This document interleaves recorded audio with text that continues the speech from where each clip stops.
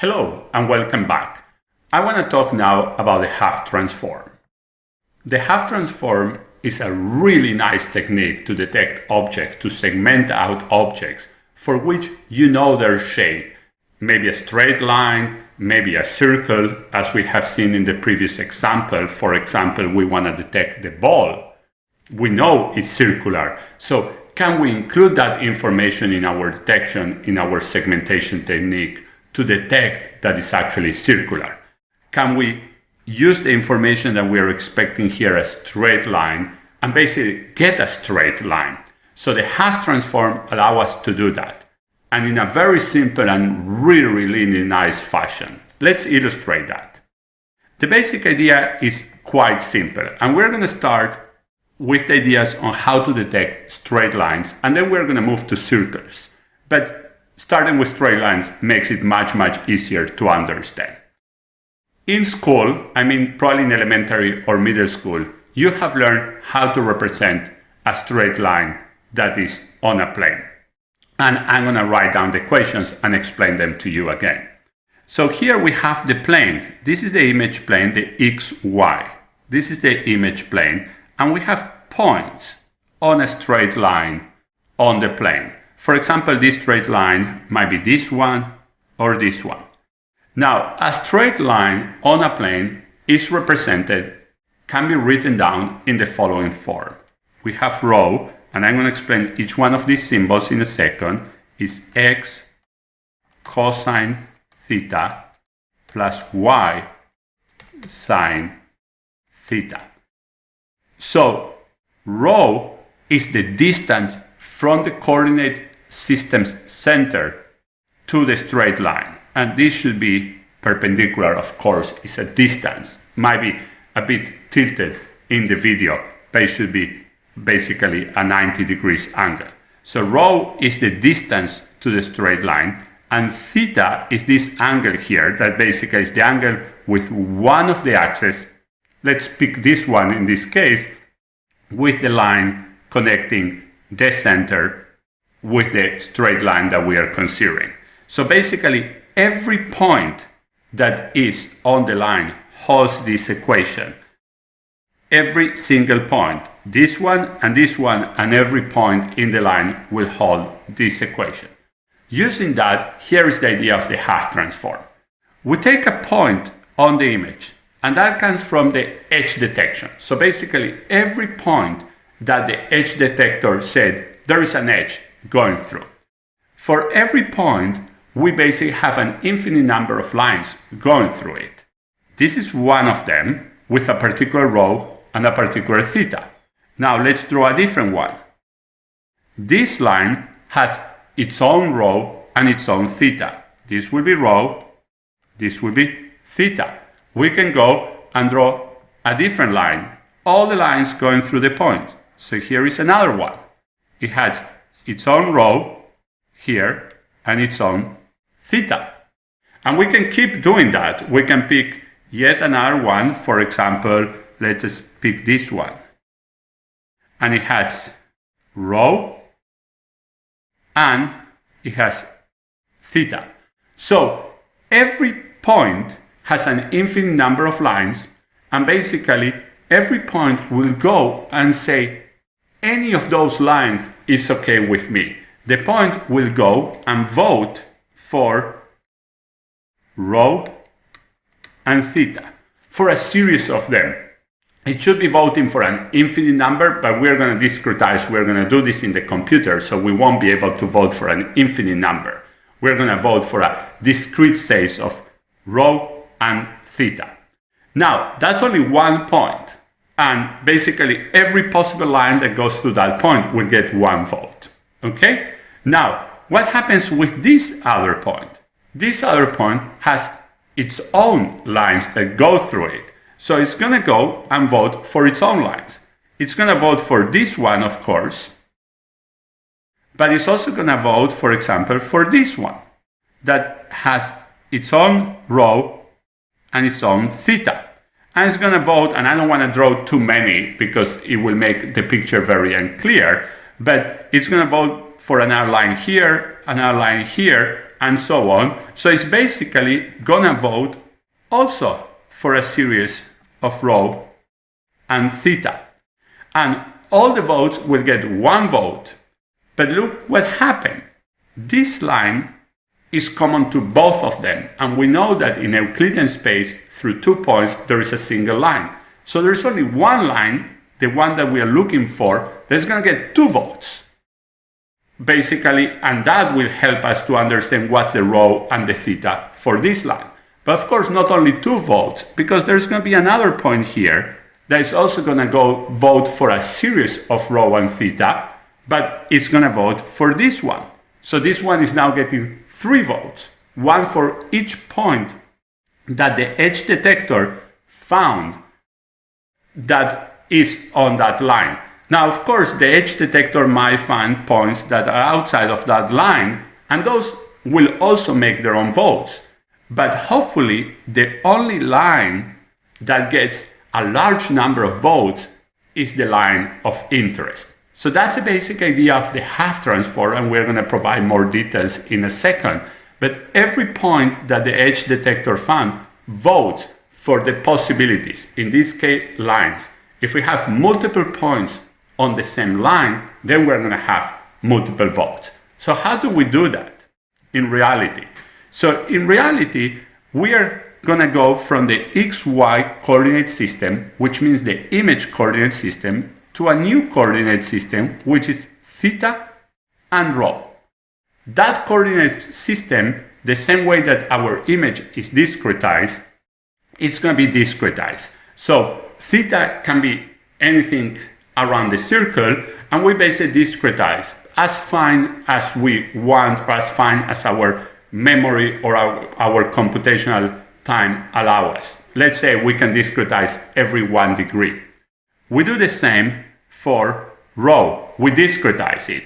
We know that rho cannot go farther than the size of the image, so we know it's bounded. And then we basically discretize it. And then what we're going to do, let me write the equation again. We have the equation rho x cosine theta plus y sine theta. So what we're going to do is the following. We go to every point, let's say this one. So every point gives us xy, the coordinates of that point. Then we run through theta and we say, let's say 1 degree. So we have the coordinate x and y. We put cosine of 1, sine of 1. That gives us a rho. We go and vote for that one. We, let's say, add 1 vote. This is sometimes called the accumulator. Then we go and say, okay, theta now equal to. We have x, y. We define theta 2. We have cosine of 2 plus sine of 2. We get a new rho. We go and vote for that one as well. And we keep voting for every single point. Now, it's not very hard to see that once you pick x and y, if you vary theta as here or as here, rho changes in a sinusoidal fashion.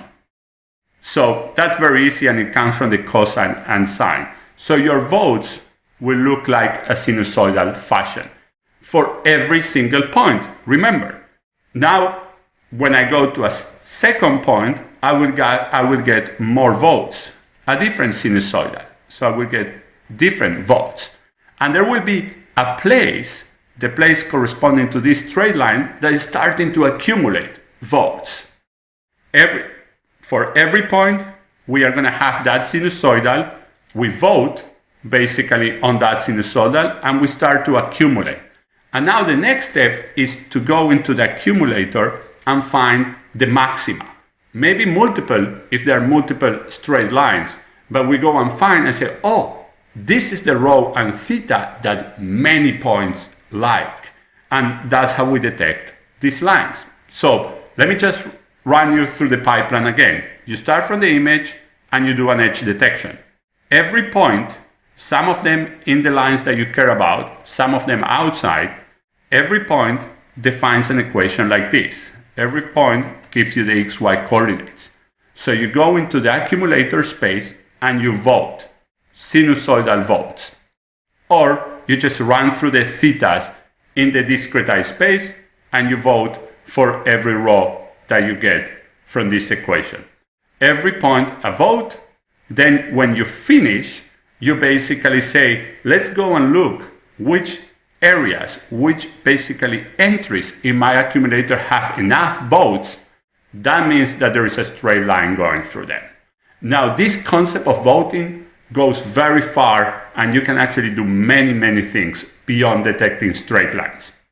Let's just show one example.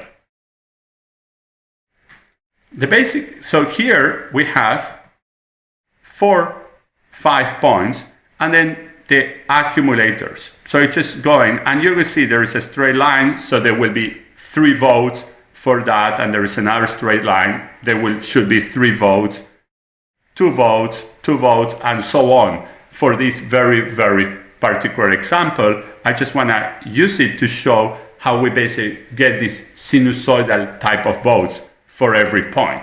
Now let's see that on a real image. So what we see here is an aerial image here, and we clearly see that there are some straight lines. This is the result of edge detection. In particular, it's a canny edge detector. Now, it's a bit confusing from it. We want to get the parameterized straight line. We want to get the rho and theta for this one. This is the picture of this accumulator that went through all these points. Now, you don't need to use all of them. You can just sample some of them. There's plenty of points on the straight line. So you will get very high accumulator just by using a subset of them. But this is the result of the accumulator. And then you go here and you look for the maximum values. And from then you get the rho and the theta that correspond to those maximal values. Remember, this is your theta rho accumulator. So wherever is the maximum, it gives you a value for theta and a value for rho. And those corresponds to what we see here. And then you can put it back on the picture and say, this is my most basically extreme line, my most prominent line. Then there might be other maxima. They will certainly be for this line and this line and this. And you can go and pick all of them. In this case, we are only marking the most prominent one. A very simple and extremely powerful technique. I want to show you also how we do this for circles. But before that, I want to run this example on Matlab. Let's see that. We're now, as we said, inside the Matlab environment. And let's see the type of operations that we're going to do to illustrate the Hough transform to detect straight lines. So there is a bunch of commands here, but I'm going to describe them to you. Most of them are just to make nice plots. I'm going to describe to you those that are important to understand what basically the Hough transform is doing here. So first, as we have seen many times in the past, we read the image. This is the first operation. Then we're going to rotate that image. This is just for the fun of it. I don't want you to believe that we can only detect horizontal or vertical lines. So we're going to rotate that image. Here we do edges. Remember, the first thing we need to do is detect the edges in the image. That's the input to the Hough transform. And then here it is, the Hough transform in Matlab. That will basically create this accumulator in the theta row space.